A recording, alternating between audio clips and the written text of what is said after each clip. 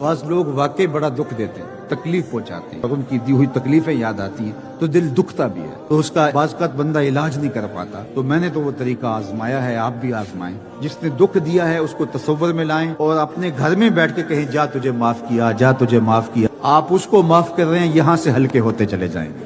نہیں معاف کریں گے تو پھر کیا کریں گے؟ اللہ کے محبوب کا ایک فرمان سنیے، حضور نے 3 چیزیں قسم کر کے کہی کہ میں محمد صلی اللہ علیہ وسلم اپنے رب کی قسم کر کے کہتا ہوں کہ اگر کوئی شخص معاف کر دے تو اس کی عزت میں فرق نہیں آئے گا۔ اگر کسی نے دکھ دیا ہے، تکلیفیں دی ہیں تو وہ بوجھ کیوں اٹھائے پھر رہے ہو؟ ایک تو وہ دکھ دیا اس نے اور دوسرا آپ اس بوجھ کو اٹھائے پھر رہے ہیں۔ واقعی کوئی ایسا ہے کہ آپ سمجھتے ہیں کہ اس سے میں نہیں چل سکتا تو ایک کنارے پہ ہو جائیں، یہاں اتنا کچھ رکھنے کی ضرورت نہیں ہے، اس کو صاف کریں۔ اے دل حجرہ رب سچے دا، یہ اس کا حجرہ ہے، اس میں غیر کو کیوں بٹھایا ہوا ہے اور فضول لوگوں کو بٹھایا ہوا ہے؟